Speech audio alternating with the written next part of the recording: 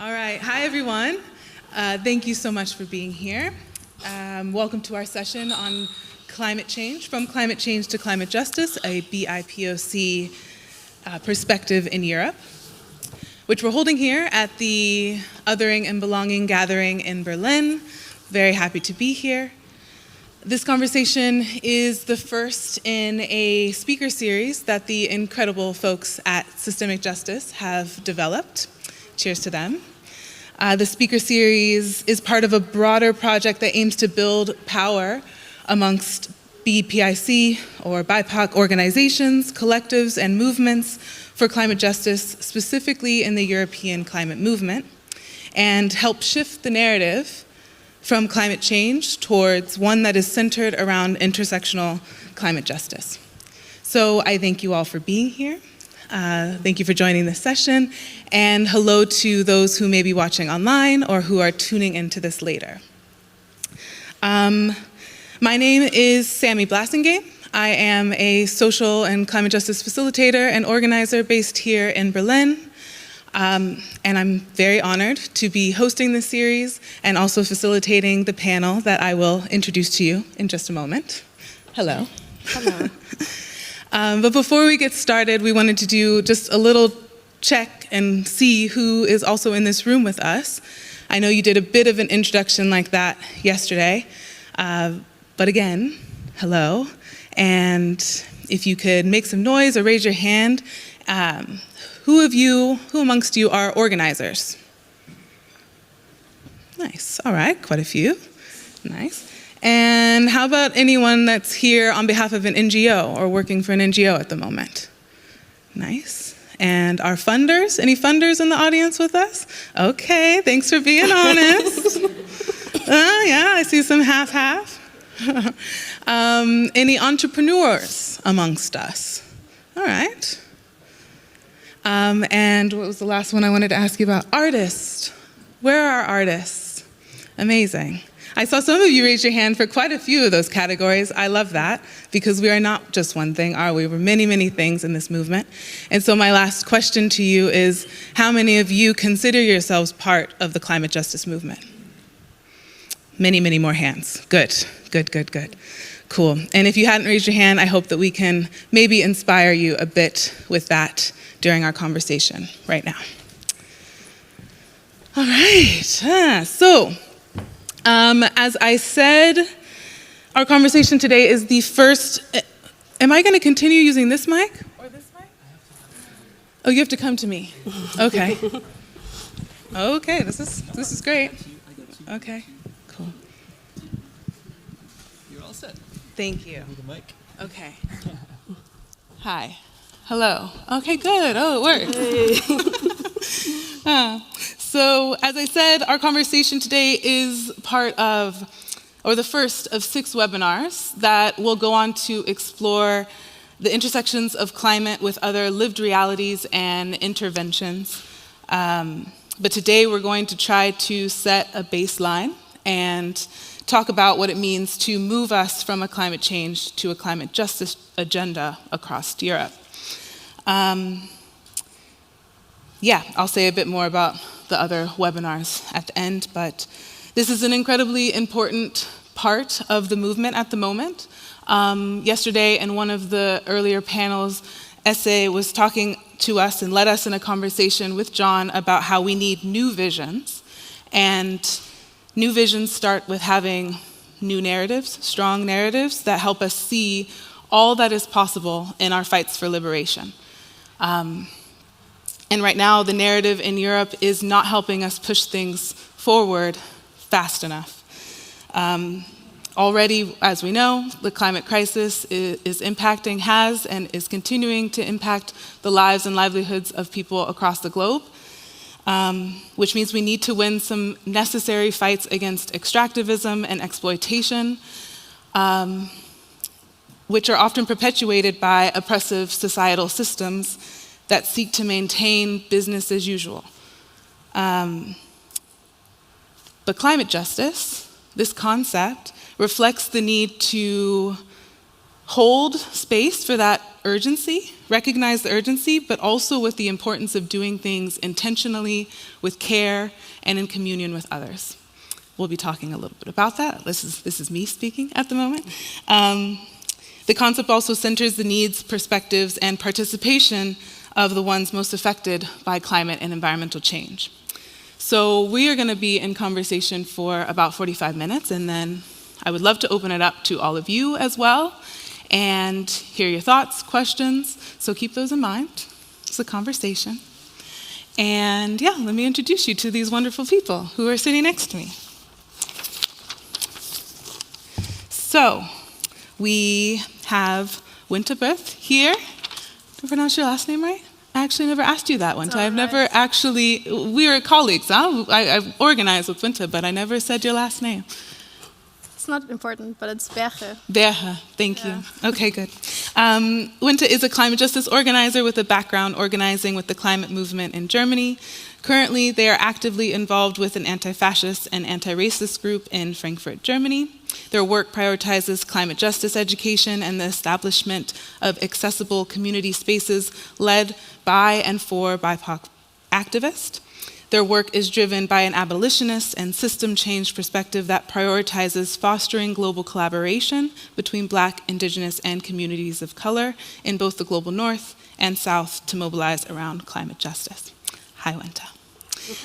Question. The question I want to ask each of you as I introduce you also is, how are you doing? How are you coming into this space with us at the moment? And can you say a bit about, from your perspective, what the climate movement is looking like at the moment?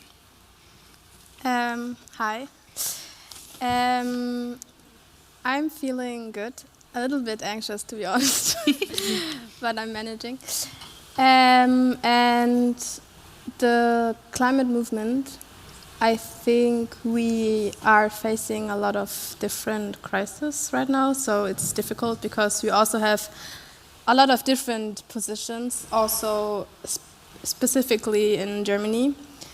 And I think the climate movement in Europe, and specifically in Germany, because I'm organized here, is should be more about community and more about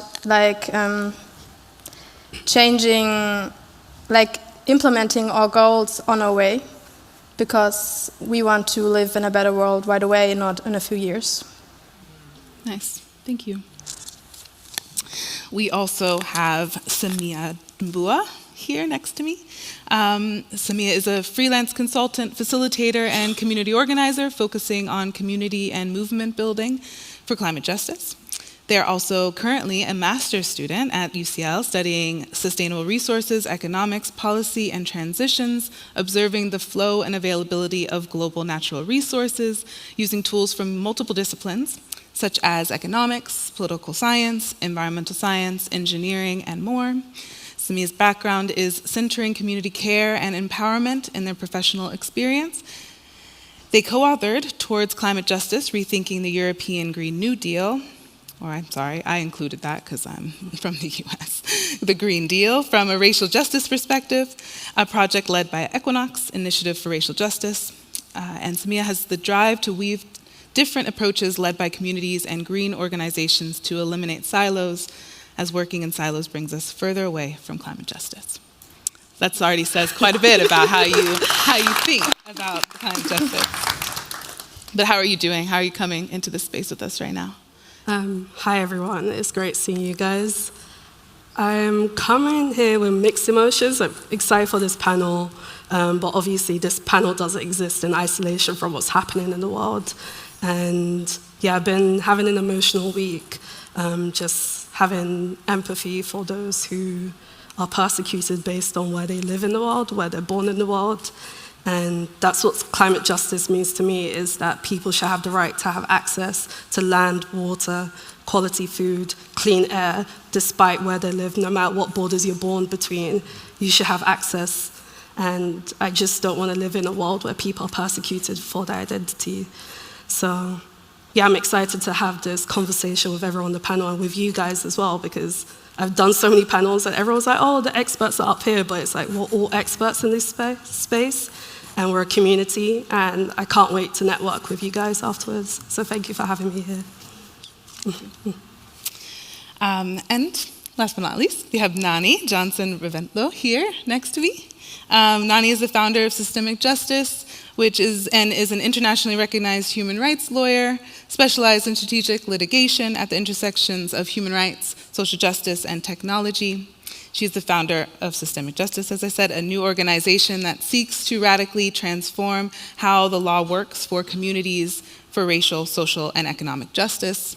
She's also an adjunct professor at Oxford University's Blavatnik School of Government and associate tenant at Doughty Street Chambers, and has been an Ashoka Fellow since 2021. Hello, Nani. How are you doing, Nani? And how's the climate space looking for you? How I'm doing is a difficult question to answer at this point in time. I think as many of us here, there's a lot going on and there's a lot of directions in which feelings and attention is being pulled.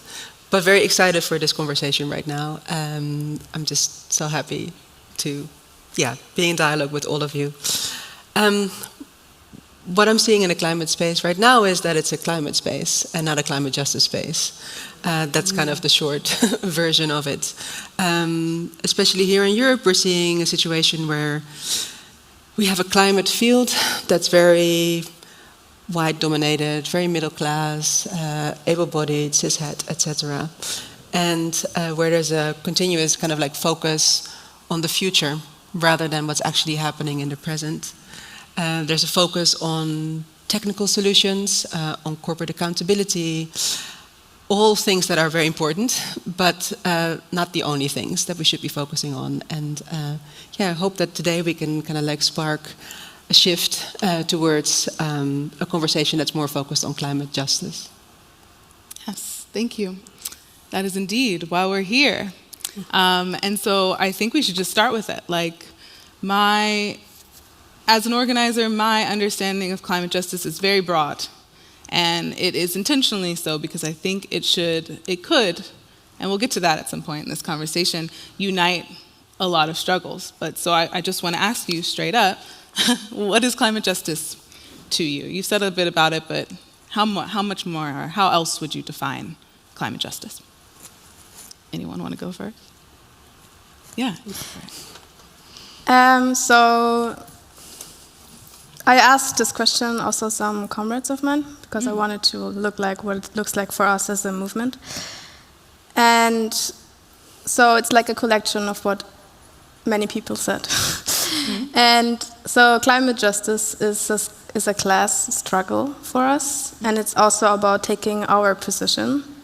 It's about fighting that fossil fuels are staying in the ground. It's about fighting the capitalist neocolonial world and like creating a world on our own for us, like by us for us.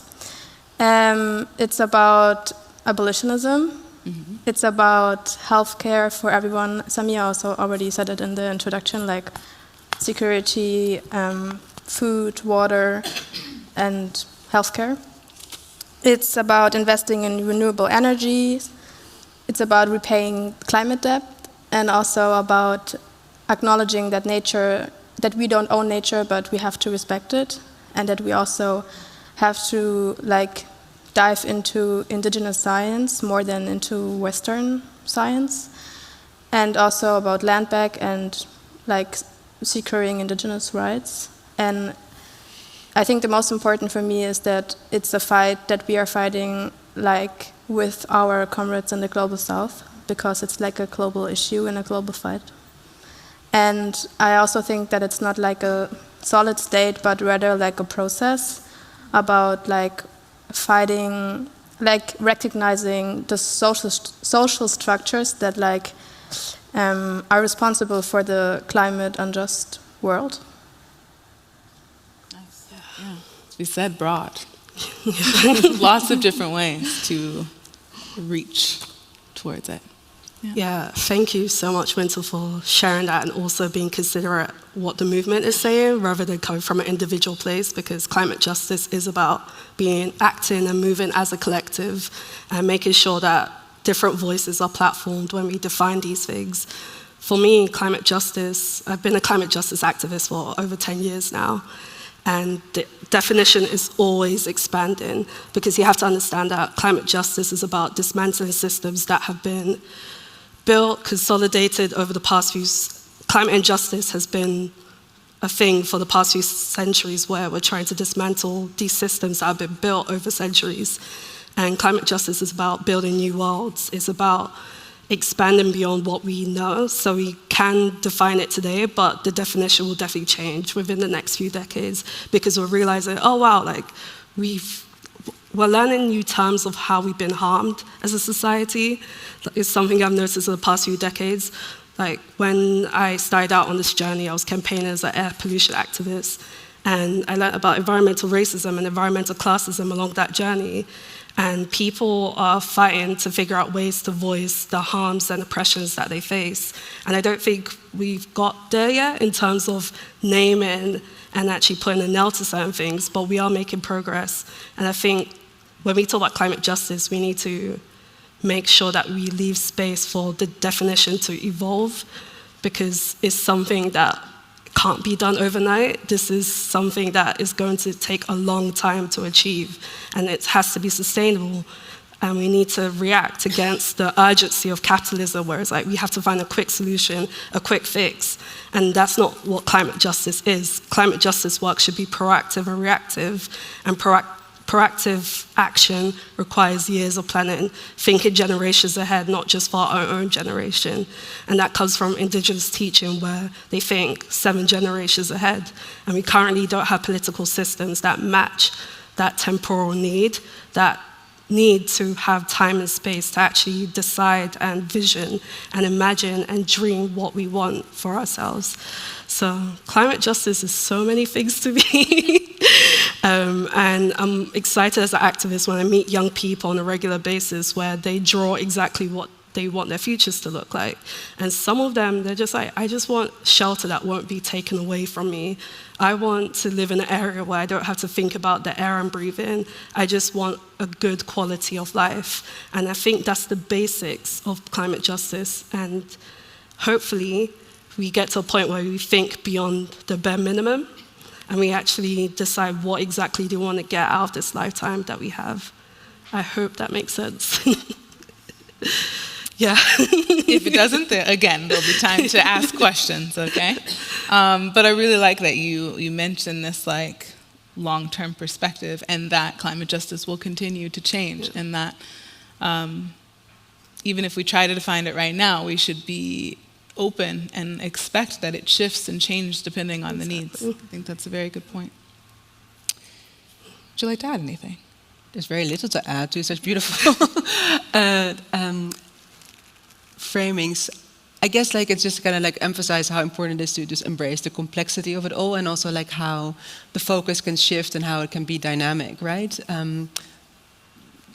Climate justice in the way that we look at it in our work is really like this intersection of like the fallout of the climate crisis with racial justice, social justice, economic justice, disability justice, etc. And yeah, the emphasis will shift depending on what the needs of the moment are. But also kind of indeed like being aware of the fact that we're just kind of like, someone had a beautiful word for it the other week, that we're guardians like in this kind of like longer term process, and that we're in this place right now, but that we have to, you know, we're building on the work of people that came before us. We're also kind of building work that others can continue after we have either kind of like left the work or the world. Yeah, so just +1 to yes, thank you. And we're going to get to, hello? Can you hear me still? Okay. Yeah. We're going to get to the shoulders that we're standing on, no? But I want to keep with this definition sort of thing for one moment, because if you're in the climate space, you've heard people talk about climate justice, like, do you feel like it's become a buzzword? For sure. A little bit of a buzzword, yeah, I see some nods. Yeah, And it's like people don't know, people can't define it. It's good, it's shifting. But I wanted to talk about the core principles of what climate justice is, so that we're on the same page of like what we're talking about. Okay, we like heard how we would define it, how our communities are defining it, but what are some core principles? And I think we need to think of the principles that we need to dismantle. So there's some like more, things that are not going well, we need to dismantle them, those principles, but also the ones that we need to build and things that show us the vision of what we're building towards and what we're fighting for. Would anyone like to share some of the principles they hold when they're thinking about climate justice? Go for it. Go for it. Yeah. So I think like a big problem when it comes to the climate movement is that a lot of activists are only talking about climate protection. And like, as I said earlier, like we have to like get away from owning nature and come towards like being aligned with nature, because like nature as this kind of this narrative of it's like a wilderness is like a narrative of the white man. So we cannot think about only climate protection but about climate justice. So I think we have to talk about what does climate justice mean, what we are doing right now. And I think a lot of terms are coming. When I think about the term, it's like I think a big issue is, for example, the gender vulnerability, like that women are like majorly affected by climate change and also by poverty.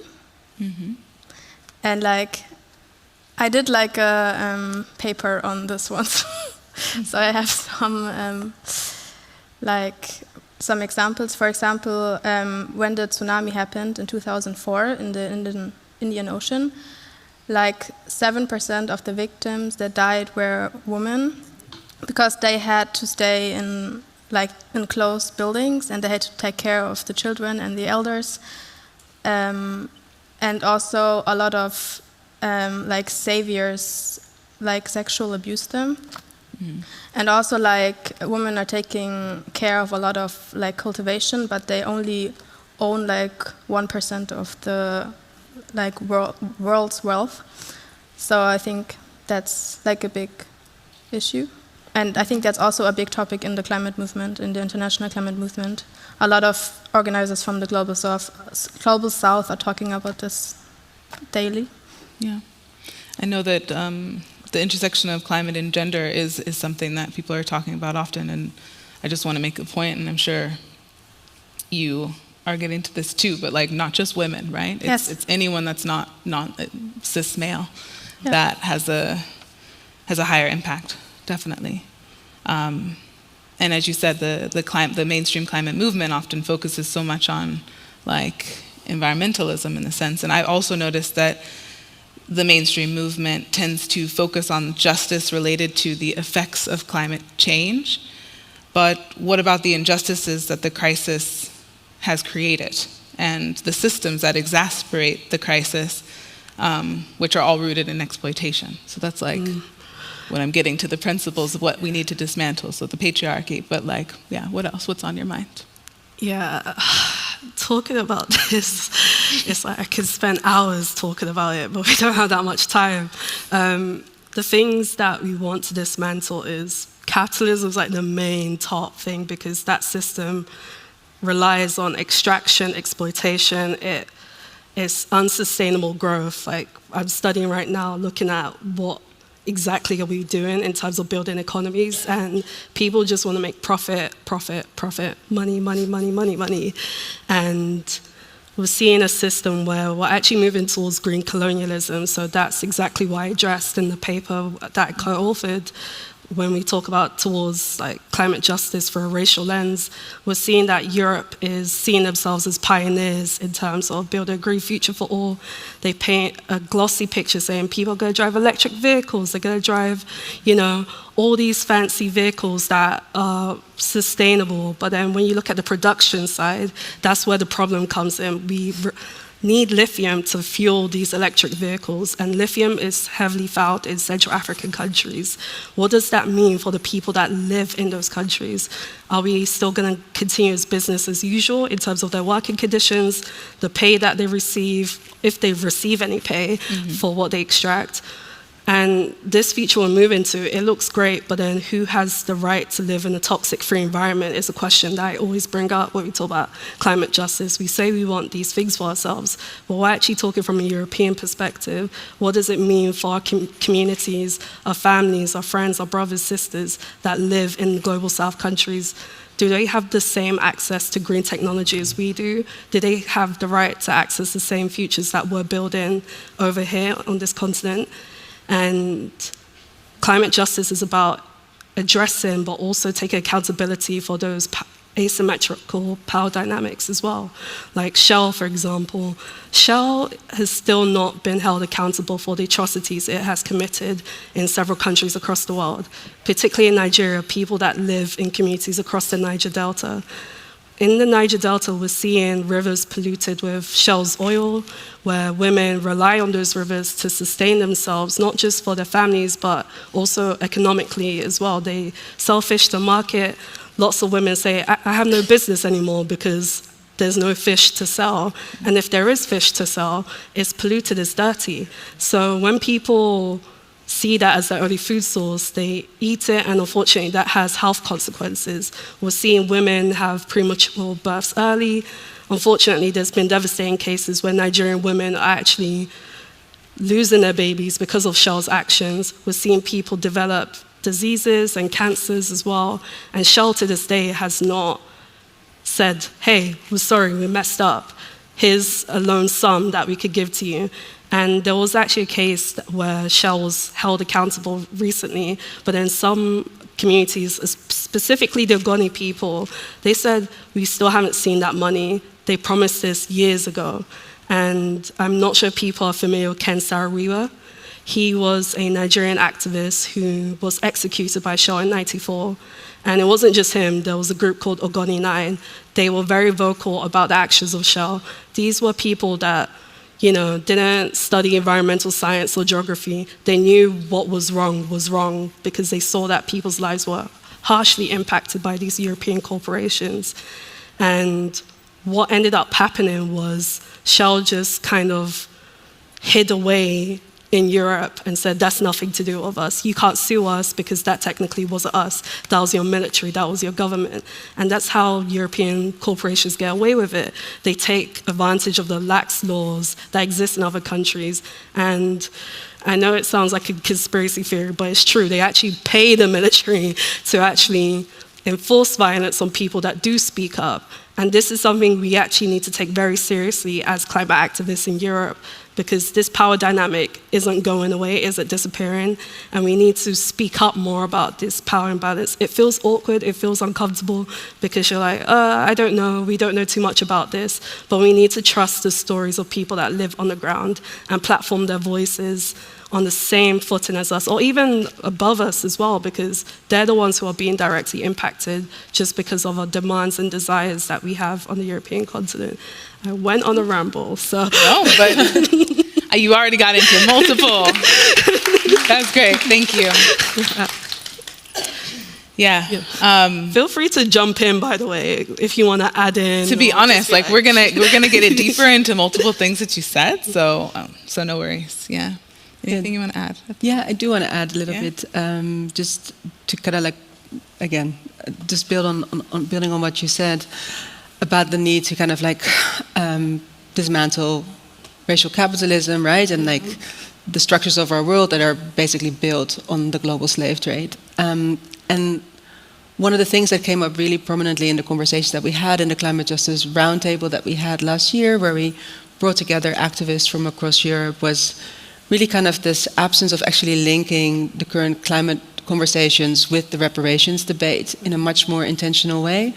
I'm not talking about the COP conversation, but on a general level, right? This kind of like disconnect, whereas like the fallout that we're seeing right now is just directly a result of how our world came to be.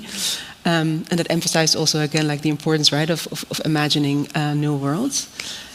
And I want to also just name another thing, and that also came out of these conversations very clearly, was that people really feel that right now they're being kind of like pushed out of the public debate, how they are under-resourced, under-supported, and actually are trying to do really big world-changing work on a shoestring budget, in a context where they basically have to fight the NGO industrial complex, where there's a couple of like big climate NGOs that are taking up all the space, that are taking up all the resourcing that's there, and no one's really kind of like piercing through that, right? And those are like the really concrete ways in which capitalism is showing up and is actually harming organizing at the moment. So. Yeah. The funding landscape is wild. I'm newly into that space too, and like seeing the very little resources that go into climate justice work in general, climate, and then climate justice work is really astounding. And then climate justice that is led by Black people, Indigenous people, people of color, right? Yes. I mean, you add the layers and there's very little left. Yeah. I think I want to stay with this. I mean, we're already into like Europe's responsibility, past and present, and then we'll come back to the things we're building. But let's talk about it a little bit more. Like, what is? We know that Europe and over-industrialized countries have a huge responsibility when it comes to climate change. But what's on your mind when we think about how Europe uniquely has contributed to issues of climate injustice, and what should be the responsibility and anything else you want to add to that at the moment?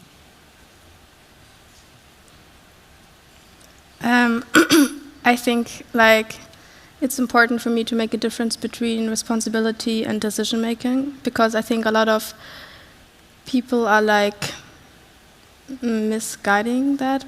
I think like Europe has the responsibility in, for example, financing climate justice work, and also like paying, like not wanting to have the climate debt back, like, but I think just because you have the finances and the responsibility, you should not make the decisions, because it's the resources they took away from the global south. Mm-hmm. So they're not giving anything, they're just giving back what's been ours in the beginning.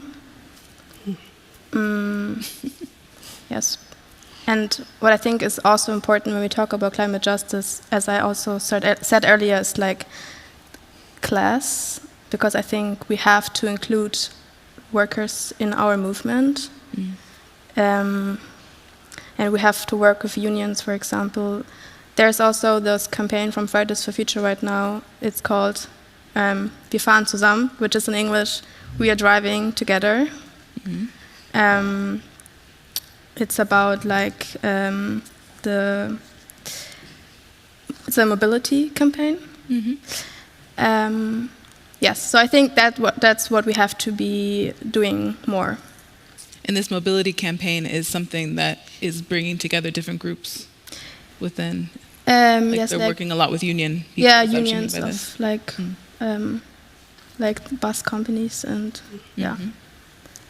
It's a new campaign. It's been there for a year. Yeah. Nice. Just looking at my Fridays for Future comments. Yes.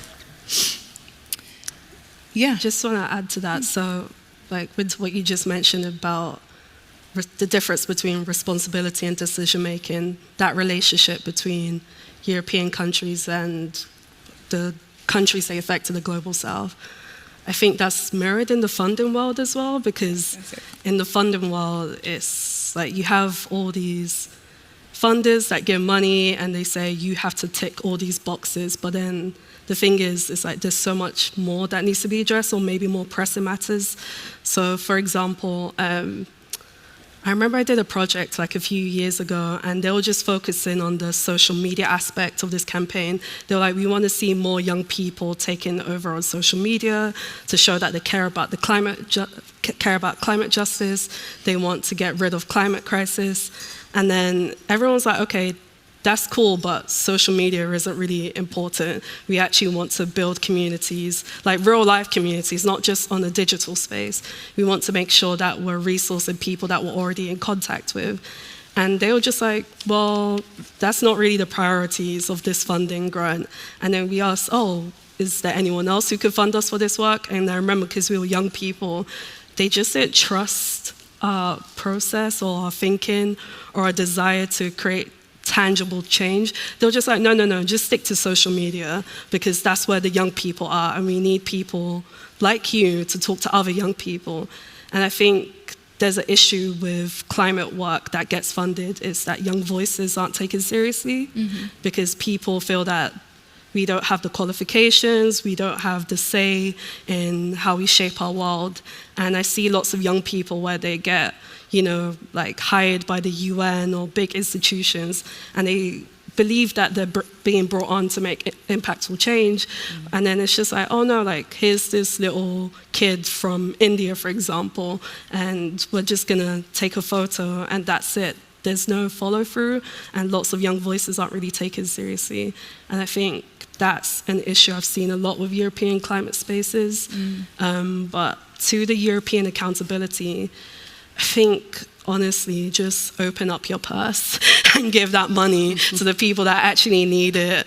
I've been in spaces where people just have back and forth discussions, and I won't lie, it's very... Okay, I'm going to talk from a UK perspective. I don't want to brand Europe as this thing. But in the UK, British people love to talk. They love to talk. They love sounding like saviors. They love sounding like the heroes and the good people in the story. But they're not actually being good. They just like looking good. And that's something we need to distinguish when we do climate work. Are we just doing this so we can look like, oh, we actually care about the planet and the people? But then, what are you actually doing behind the scenes? And climate justice isn't just a surface level thing for me. It's how you talk to your comrades behind the closed doors, things that aren't public. Like when we're building new worlds, you actually have to practice that in your processes as well. You say you want more democracy in the future. How do you do that in meetings? Do you give space to people that have voices that are usually marginalized? Do you make sure that the buildings you hire for events are accessible to people with mobility issues? Like when you talk about building new worlds, you have to enact it.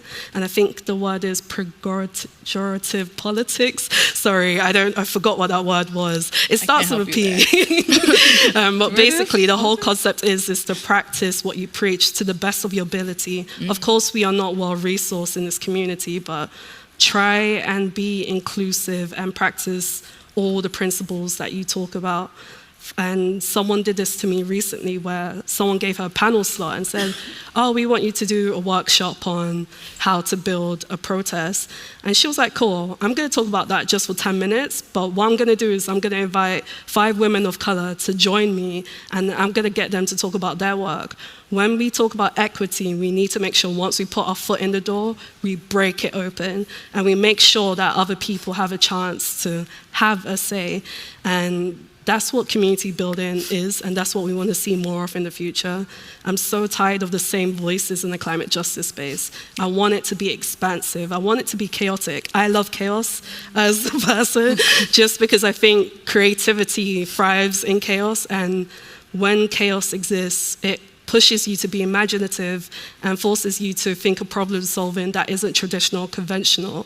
And that's what climate justice work requires. We can't rely on the same tools that have been given to us in this destructive, oppressive states that we're in. Like, why do I want to bring tools from capitalism to the world I want to bring? So we need to think creatively about the world we want to bring, and we should stop relying on European companies and the European ways of working. We need to just decolonize it all.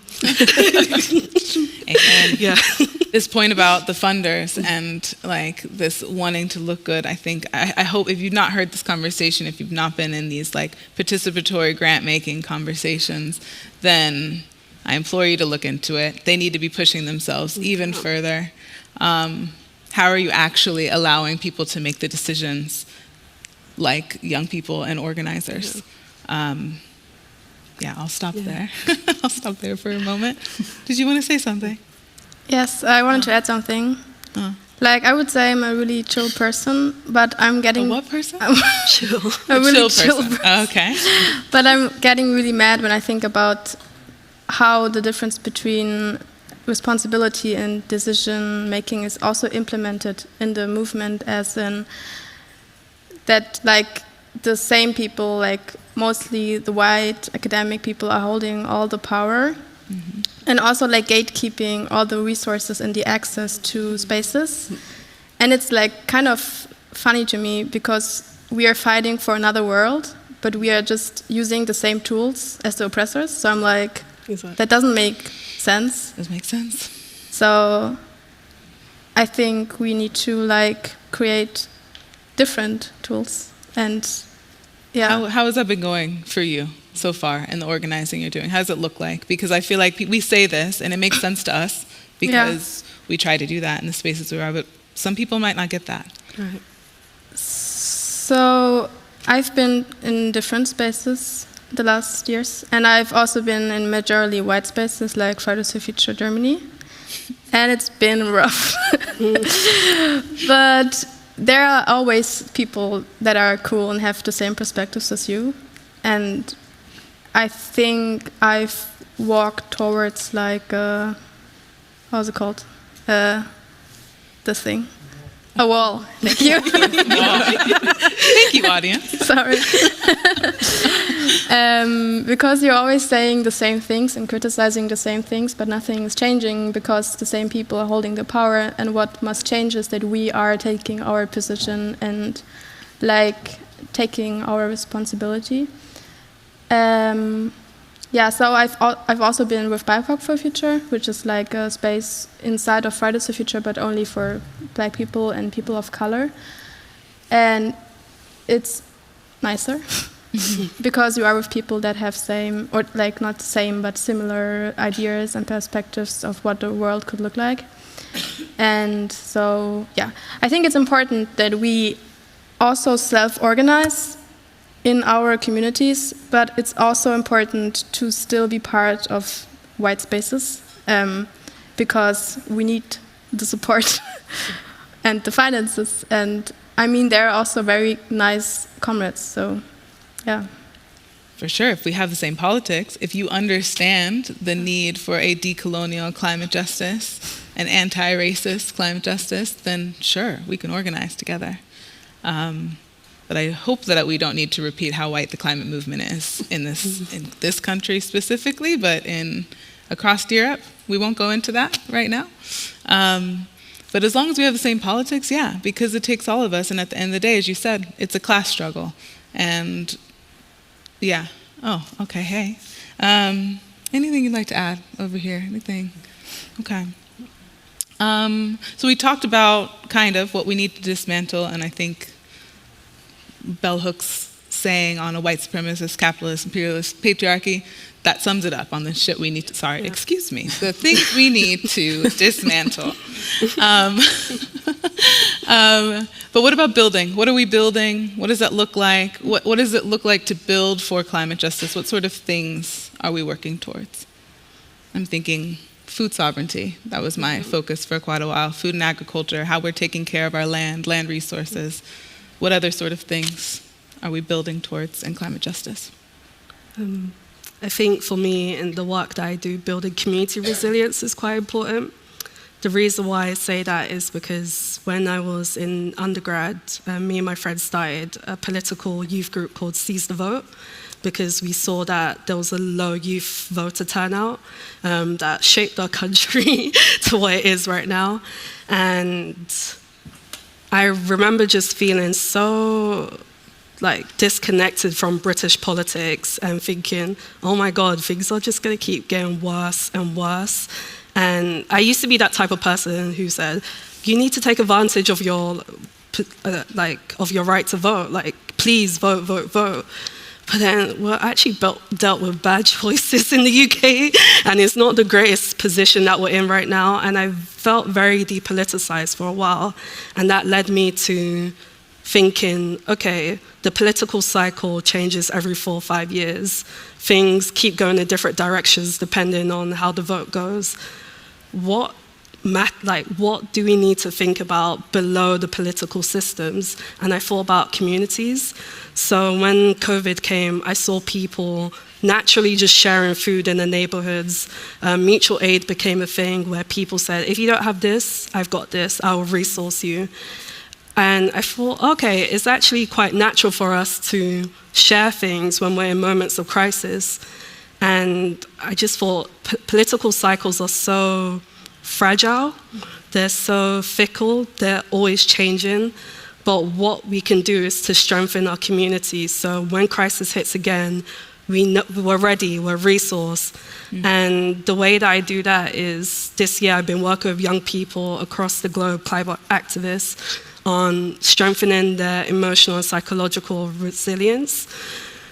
That sounds like so wishy-washy, but what exactly that means is training them in looking out for people in their movement when people experience burnout, when people experience eco-anxiety. How do you properly check in? Because the consequences of experiencing eco-anxiety is quite serious. Research showed 70% of young people are experiencing eco-anxiety, and that can lead to suicidal ideation. Young people just detach themselves from reality. A climate psychologist reached out to a 5-year-old and said, draw your future, and the 5-year-old drew a house burning. And that was it was a stark image. Why is a 5-year-old thinking about that? And mental health is very neglected when we do this work, when it comes to social justice work, climate justice work. Because as activists, you're like, go, go, go, we need to act, everything's urgent. But then how is everyone's mental health doing? We need to make sure we're sustaining ourselves. Lots of people burn out and just leave the work. I've heard so many stories of people say, I can no longer do this work anymore because I'm just burnt out, the system's burnt me out. And I'm like, again, it's the system, it's annoying, but then what can we do as comrades on the ground when we check in with each other? And that could look like community dinners, holding social spaces in local community spaces where you give people the opportunity to have space to socialize with the people they live around. And also training people on just mental health first aid. So I'm a mental health first aider just because I just see so many people in the NGO space or just the general space of taking action where people's mental health is just going down just because of the current state of the world. Yeah. And yeah, that's one of the things that I wanted to highlight on this panel. I'm really glad you brought that up because I think as organizers, we need to remember that we can't and we shouldn't have to do everything. Exactly. And we need to be building resilience amongst us and skills amongst us to tap in and tap out and so that the movement continues. Exactly. And sometimes people who care about this deeply feel like they need to be out there every single moment, but we need people to be tapping in and tapping out and taking the rest they need. Yeah. You want to respond to that? I also want to ask you about climate justice as a strategic tool across movements and how it's helping, or it could help people understand, unite, bridge more solidarity. I wanted to add that what you just said, Samia, reminds me of the accountability model, which is like you have like a group where you're inside and they're like caretakers. And so it's like being de-institutionalized and the responsibility is giving into your community and into your own hands. And it also roots in abolitionism. And so when we also talk about creating a new world, I think abolitionism also gives us some ideas. Yeah. And if you want, I can say something about it. Sure. Okay. Do you see abolitionism as a movement-wide sort of call? A movement what? Like also a strategic tool maybe that unites a lot of people across the movement. Yeah. So I think it is a strategic tool because it tries to build a new world and including different topics. Like, it's not only about like destroying the PIC, the prison industrial complex, and the prison and the police and the military complex, which is like a big issue also regarding climate injustice. It's also about like taking back the resources that we're taking away from us, like our resources, and like investing them in healthcare and in housing and in security, and food. So I think it connects different issues because climate justice is a social issue. So I think it does connect a lot, and I think as climate justice movement we have, and it lags, we have to connect different topics and different movements because it is affecting a lot of people, and it's affecting everybody, and especially marginalized communities. And what I think is also important, that I'm like convinced that there's also a South in the global North, and in the climate movement we don't really talk a lot about marginalized communities in the global North. Yeah. The narrative is very like global North, global South. Yes. But these systems that we're talking about are systemically oppressing people, Black and brown people, all over the globe. There's just differing degrees, right? It's a narrative to assuage white fragility, right? I mean, I find it extremely frustrating. I mean, you see it in so many dynamics, including, again, like also in the funder kind of like scene.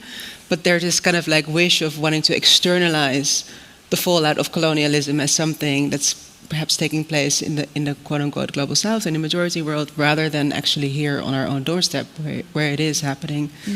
And I think there also, just to kind of like build on what you were both saying, this idea of it being a strategic tool, right? Taiwo, in his book Reconsidering Reparations, makes this beautiful argument that the fight for climate justice is the fight for racial justice, that they're the same. And I would say like they are the same also as the disability justice movement, economic justice, etc., gender justice, because all of these systems of oppression, all of these injustices have the same root. It's this racial capitalist world that we build together and that we need to dismantle. And also therefore like this vision that we have of a different world will be one that has to facilitate liberation for all of us, because otherwise the work is just not finished yet, right? Yeah.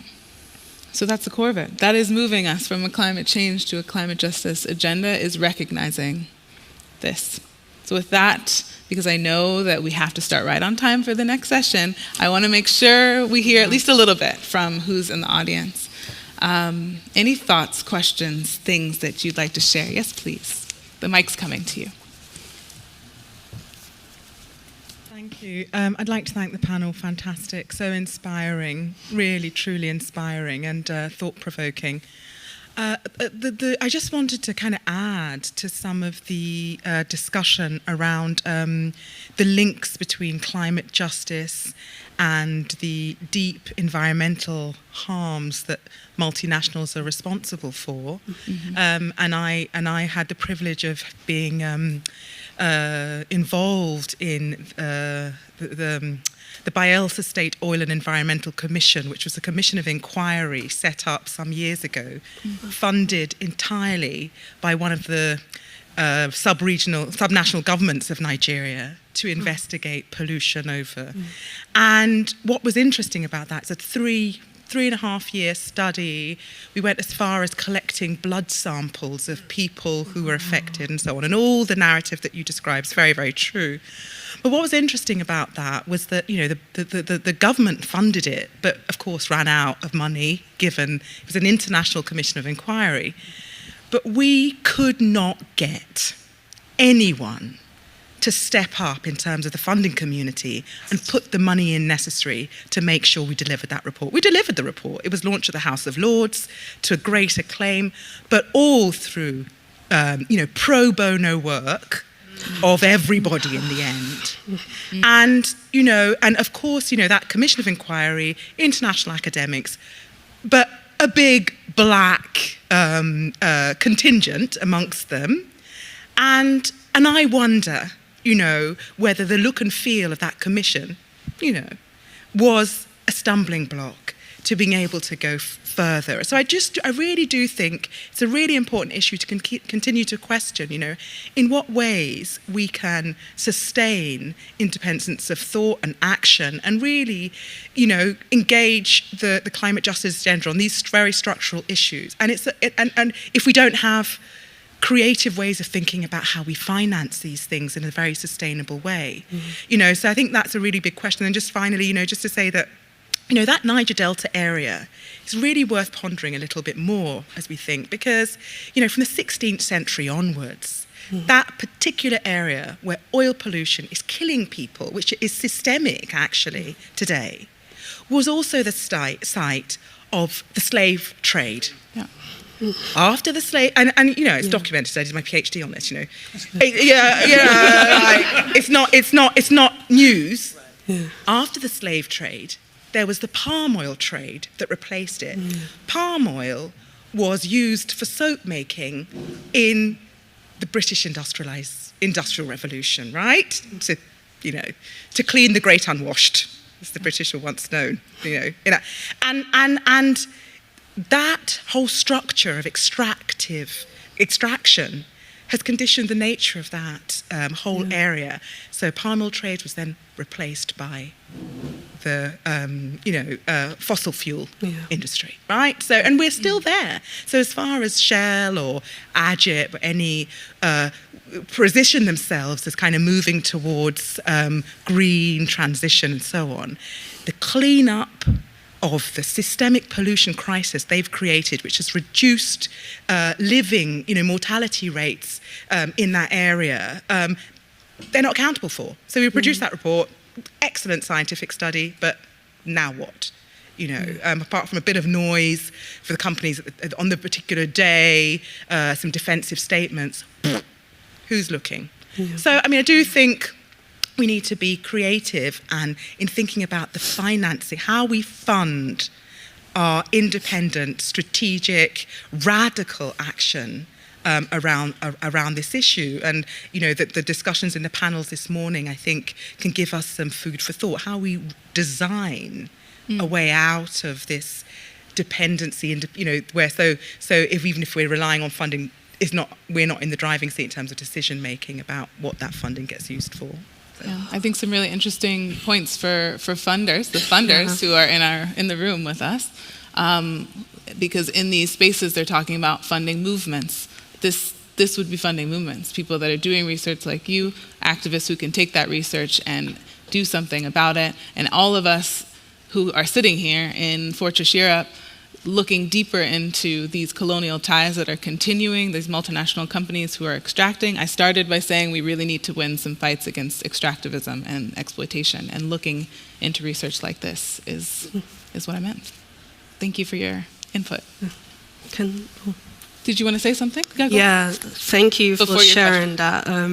It's really sad that great amount of impactful work was pro bono, and I think it links to racial capitalism as well. We're not just being extracted from, not in terms of land and our natural resources, but even our knowledge and the things that we bring forward to make change in society.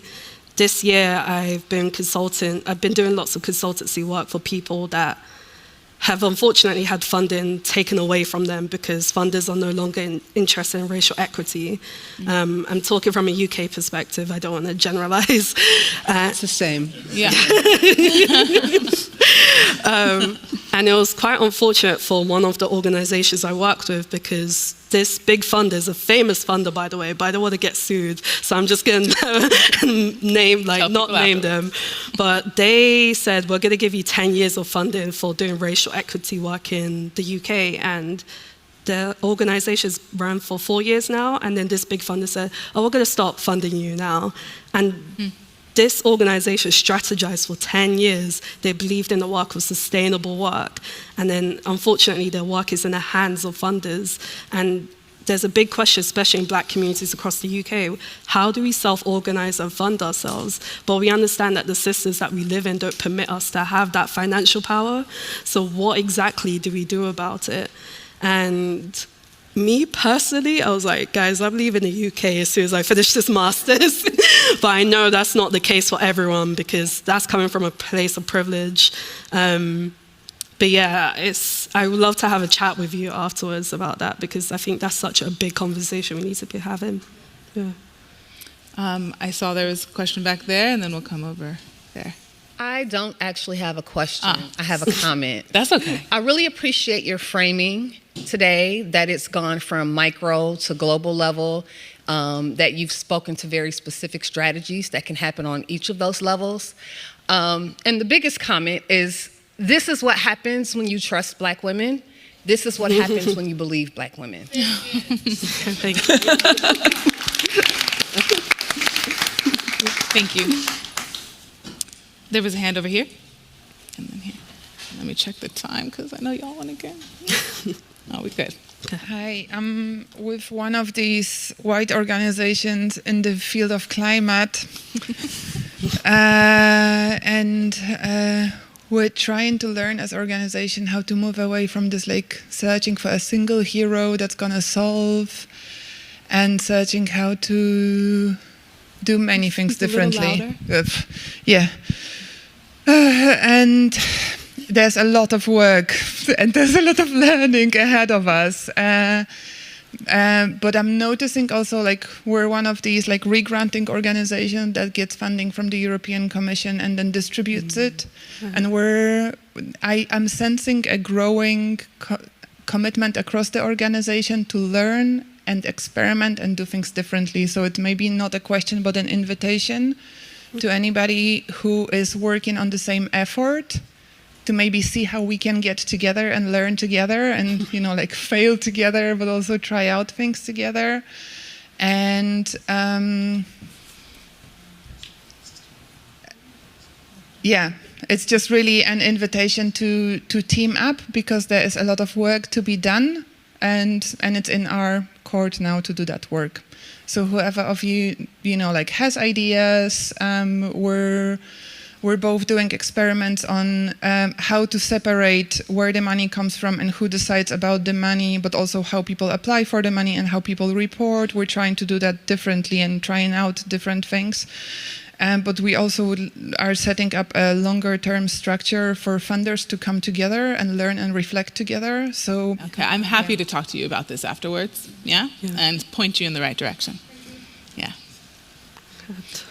There was a hand here, and then we'll come here. Thank you for passing the mic around. Thank you so much. I'm on fire. Thank you for all of this.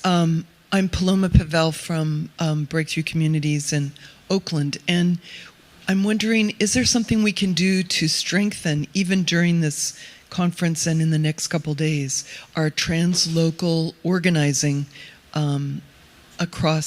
bridging across borders and across the ocean, and in particular with the COP28 coming up, climate justice, and last year when we got some progress on loss and damage, but now there's accountability really on the line, particularly with the Global South. How can we strengthen our ability to act in a more unified, movement-based way going into that? And in particular, I'm here for 2 more days and would love to meet with Systemic Justice and other groups that are here locally to build bridges. Thank you. Great, thank you. Any thoughts on the question? Yeah. Thank you. I just wanted to say that right now there's like a FFF MAPA delegation trying to go to COP28, and they're like looking for funding. So put your money where your mouth is. Yeah, so you can like ask me later or just look it up online. Yeah. And MAPA, for those who don't know, FFF MAPA is spread out around, doing very local work, but coming together in this global network, right? So I think that speaks to this question of translocal organizing. Any other responses? Okay, we'll talk more after. Mike again here in the front. Thank you so much to all of you for the complexity of the pockets of global south within the global north, of the fact that we may not have de jure apartheid, but we've got de facto apartheid in many countries across the world. I'm involved in a project that's interested in what you're saying about inner change and the fact that without inner change, there cannot be any outer change. This relates back to Dr. Martin Luther King's call for making love synonymous with justice. And so I'm interested to hear from you people more about, you touched on climate-related mental health and the fact that that gets so overlooked in the ways in which we are seeking justice, not only in the climate space, but in any other space. And I wondered if you could speak more about the ways in which this is being negotiated, handled, built into the movement, so that it is fundamental and foundational to the ways in which we are organizing, building dignity, building respect, building futures that are indeed sustainable and not fragile. Yeah. Thank you. Thank you for the question. Yeah, so this year I worked with the Resilience Project, which was created in the UK to tackle eco-anxiety. At first it was for young activists, but then it's broadened out to activists across the world and also corporations that want to take climate action. And this was started because the founder burnt out, like, severely, and she just felt no one else should be experiencing this. We need to strengthen each other and protect our mental health. And it's now evolved this year. I'm not sure if people know about, there's a group called Stop Rosebank in the UK where they try to stop the UK government for provider licensing for oil fields. And the way the Resilience Project interjects themselves into the climate movement in the UK is by providing workshops and training to these people. So, for example, if you're protesting the whole day today, we would enter in the evening and say, hey, this is a space for you to decompress and talk about what exactly is happening and also look out for each other. And I think when we talk about mental health, we think it's a complicated thing that needs complicated practice, but we need simple practice. So what that looks like is sharing tea with other people, having a dance party. There's a climate fundraiser called Climate Control in the UK, where they use all the profits for all the raves to climate activists in the global south. So partying is a way of connecting with communities and making sure that people check in with each other. I'm trying to think of other ways, also passing on those skills to other people too, because me as a mental health first aider, I can't carry everyone's grief and trauma. So I need to train other people to do the exact same for their own communities. And the Resilience Project does it across the UK. So I used to do work for people of colour based in London, but we had people in Manchester, Cardiff, and other cities too. So you have to train other people to do the work. Kinds of change. Exactly. Not doing everything yourself. Exactly. You know? You're not a single savior. The same thing. Exactly. Yeah, so that's a way of doing it. But like you said, no one takes it seriously when you talk about mental health when it comes to justice work, because they're like, no, we want to fund the tangible things. Well, mental health is tangible. It's something that we should take very seriously because it actually affects the work that we do. I've been in organizations where the leaders, the CEO are fried mentally, and that actually has an effect on the people that they work with and they build strategies with. You need to make sure that your mental health is in check to make sure that your work is healthy itself, and capitalism doesn't give us that time to do that work, does it? So that's the constraint there. Relationship building. Yeah, relationship building. Mental health is benefits from being in relation with each other. And in the collective I organize with, and now this bigger alliance in Berlin, we do this. My collective is focused on creating the party that we can rest and exchange and be with each other. And it's been really well received because we don't have enough spaces like this. So it doesn't have to be a huge project across the whole country. It can just be in your community and doing something that connects each other and focuses on relationship building so that we can be in resistance together. Exactly. It's so important. Perfect. Bente, what's on your mind? I wanted to add something. not entirely about mental health, but it's about also being scared. Because I think it's important to also talk about, when we talk about climate justice, about the uprising of the far right in Europe and also in Germany right now. Like in the elections in the federal state Hessen, where I'm from, the far right party AfD became the second strongest party in the parliament, and also in Bavaria the third strongest. And in 2025 the elections are coming up for whole Germany, and I also see that in other countries in Europe, and it's going to be a big challenge also for the climate movement, but also especially for like racialized communities. And we also see like a different mood in the society. So I think we don't have a lot of time now anymore, but I think it's something we should talk about, and we have to talk about, but because it's like right here. For sure. Yeah. Connecting with the eco-anxiety, the fear is real, but can we organize around it maybe? Yeah. Do we have time for one more question? One more. Okay. Thank you so much. I just wanted to add one word on climate anxiety, because we offer actually BIPOC-led climate circles, so circles for climate emotions online.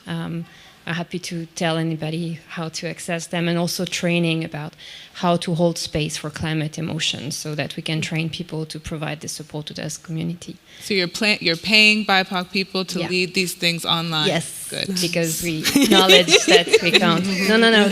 No, but that was important also for us, that we have actually BIPOC host for those places so that they can hold the space. What is this organization? One Resilient Earth. Okay. And Nice. Yeah, happy to tell you more about it. My question was about the funding, actually, and the questions we have when we really want to get funding to do our work that does not stem from money earned through exploitative and extractive practices. So where do you get clean money? It's really the question. Like, where do you... Doesn't exist. So doesn't exist. How That's do why you... they need to give it up.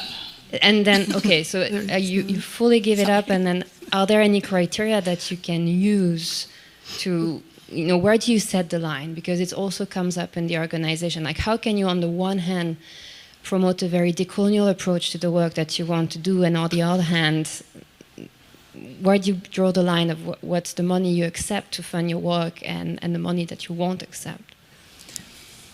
I have some thoughts, but do you want to answer that? Yeah, I do. Yeah, please. I think we want to build a different world, but we also have to acknowledge that we're currently trapped in the one that we're in. So we have to find a balance, right, between pragmatism and still kind of like having the vision for the bigger change. I think in the end, like the answer just now to your question, is there any clean money, does not exist. No one would be able to amass any kind of like quantity of money in a way that's ethical, that they're able to then, do philanthropy with it. So that's just not possible. So then you have to think, we at least decided to think in a very pragmatic way, like, okay, so there's no clean money. What are the ways in which accepting certain types of money could hurt the work or hurt the communities that we work with? And that's basically where we draw the line. It's about whether or not it could have negative repercussions for what we're trying to achieve in the end, or whether or not it would be traumatizing, harmful, or anything along those lines for our community partners. And that's it in the end. Like I had a couple of conversations yesterday, actually, also in this context about, for example, the nice example of like Bezos having his own foundation. People being like, no, we could never take money from Bezos. Like, oh, but you would take money from Mackenzie Scott. It's the same extraction that it comes from. So I also think that we have to be really honest with ourselves that there just is no such thing as clean money. And each for us, like, make decisions as to whether or not, in the context that we're operating in, the people that we're collaborating in with, whether or not it makes sense to take, which pots, basically. And you give unrestricted funding long-term that allows activists, organizers to make the decisions themselves. And if you're funding people with values that are like what we talked about right now, they'll make sure that that gets to where it needs to go. Anything else you want to add before we wrap up? Talk to us after. Will you pass the mic to one more person? Okay, amazing. Yeah, thank you very much. I didn't raise my hand at the beginning when the question was there if I'm part of the climate justice movement. I said no because I don't have the feeling that I did so much in that space. Like it's more like an emotional collection, but it's not like I've done so much so I can say I'm part of this. It's more like somehow frustrated, somehow outsider perspective and question. So when I see the kind of work that you're doing from an outsider perspective, it's like, okay, there's like all the data is there. All the facts are there. It's hurting white people a lot, but it's still not happening.